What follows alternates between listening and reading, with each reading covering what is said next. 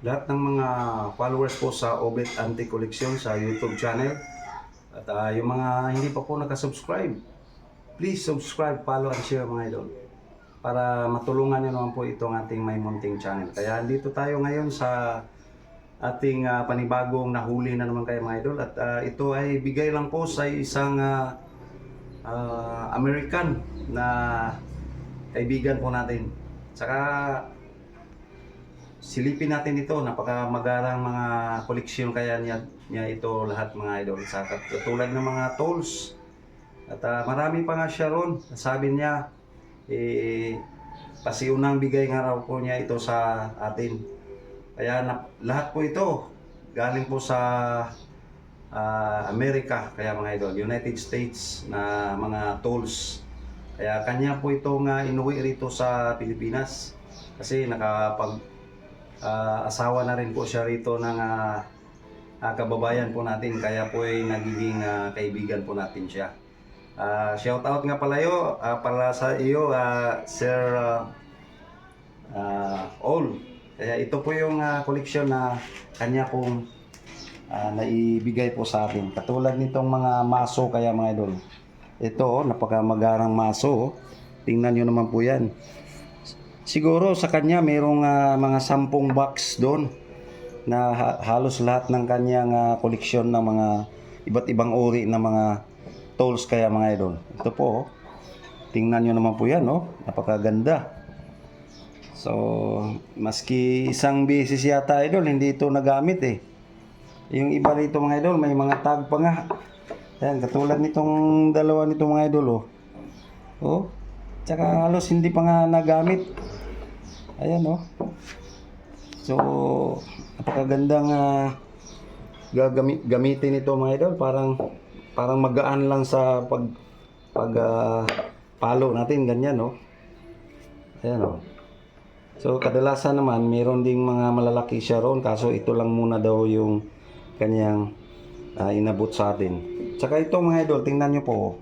May mga tag pa nga hindi pa nagamit mga idol. Maso naman din ito maliit. Ayan, Tapos, may pang pukpok naman yung matulis sa dulo. Ayan, Parang martilyo rin. Pero, may pamukpok rin na matulis dito sa bandang itaas niya. Ayan, dalawang piraso po yan, Ayan po.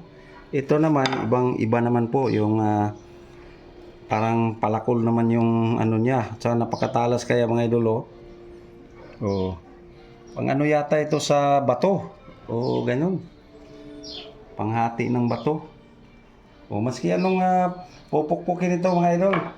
Maraming paggagamitan yan. Katulad nito mga idol, Tingnan nyo naman po itong anong uri kaya ito mga idol, Hindi pa nga natin ito gawang nalinis kaya mga idol. Sa atin din po itong lilinisin para lagyan po natin ng oil para pag-maintain po para hindi kakalawangin. Unique niya, unique, Meron nyo yung martilyo natin, di ba? Ito pambunot din ng pako, kaso merong paggagamitan din po ito kasi bakit ganito yung disenyo niya. Walang dito sa Pilipinas, walang mga ganitong uri na martilyo kaya mga idol, kakaiba rin po. So, galing ng United States mga idol. Ayun po yung brand, Tsaka ang tibay, may pang lock pa rito. Tsaka ito, nilalagay daw ito sa anvil.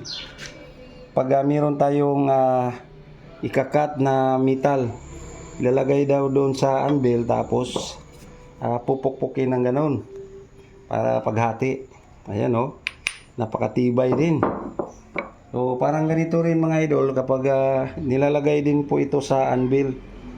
Kapag mayroon kang gagawing bubutasan, mga halos hindi pa nagagamit ito mga idol. Kanya nga itong ipinagkaloob sa atin, So, napakabait din yung kano mga idol. Shout out nga pala sa iyo, Sir All. Thank you so much sa items na pinagkaloob niyo po sa akin.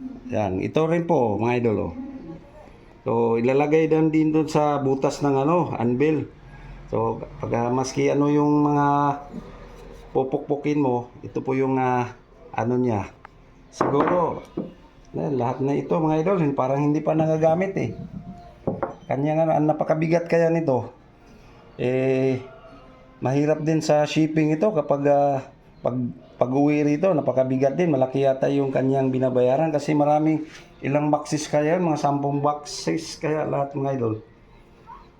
Ito, tingnan nyo yung martilyo nila ron mga idol. Ayan po, napaka-cute. Ayan oh. Ganda ng ano, ang gaan lang oh. Oh. Tsaka yung pambunot ng ano, napakatibay kaya nito mga idol. Tsaka ang dulo nito oh.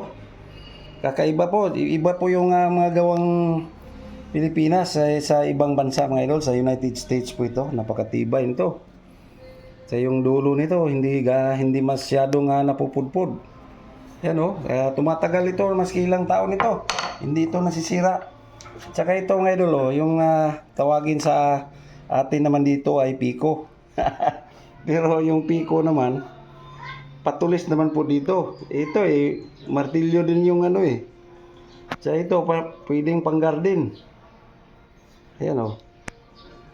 Oh, halos hindi rin nagagamit mga idol. Kanya nga raw itong koleksyon. So, medyo may edad na rin yung kaibigan natin na Kano mga idol. Ayan o. Napakaganda rin. Oh. So, tuwa tayo mga idol. Biro niya na akala ko kanya nga itong ibibinta sa atin. Yung pala, bigay lang. Tsaka ito mga idol, marami sa kanya mga ganito. Oh. Parang grinder. Pang ano nang maski anong ginagawa mo rito. Sabi niya, diamond daw ito. Hindi daw ito basta-basta na pupudpud. So napakatalas kaya mga idol oh. Maski kahoy, bakal yung i-grind nito pag ganyan, manual. Baliktaran po, ayan po. So marami sa kanya ito. Ayan oh, binigyan po tayo ng dadalawang piraso. Oh. Ayan oh. Itong gawang Pilipinas mga idol, kaya may kumpara po natin. Ayan oh. Oh. Magkaiba po yung gawang Pinoy. Ito, tingnan nyo yung tanda talaga. Ayan oh, made in US po talaga yan oh. Ayan. Oh. Yan po yung katunayan na ano. Tsaka marami din siyang mga axe. Ito, meron yung mga idol oh, binigyan din tayo ng axe dito, napakagandang axe din. Tsaka halos hindi rin ginamit kaya mga idol ito oh. Ayan oh. Yung axe natin walang ano rito, bawas. Ito mayroon na kasi sinasabit pa ganyan mga idol oh. Pag may sabitan tayo, kaya ipako ganyan, sasabit natin ng ganon. Kaya napakatibay din mga idol. Iba yung uri na bakal na ginamit kaya sa ibang bansa. Yung mga kagaya dito sa atin, mga kung tawagin, muli lang yata mga idol ng lumang sasakyan. Yun yung mga pinanggagawa ng mga gumagawa ng axe kaya mga idol. O atsa kung tawagin. So laking tuwa natin. So lahat ng mga followers, sinishare lang po natin ito sa inyo. Ito kasi inabot lang po sa atin ng ating kaibigan Kano. Ayan po. So, kasama na rin po yan sa mga koleksyon naman po. Nadagdag na naman po ito sa ating koleksyon sa Obet Antique Collection idol.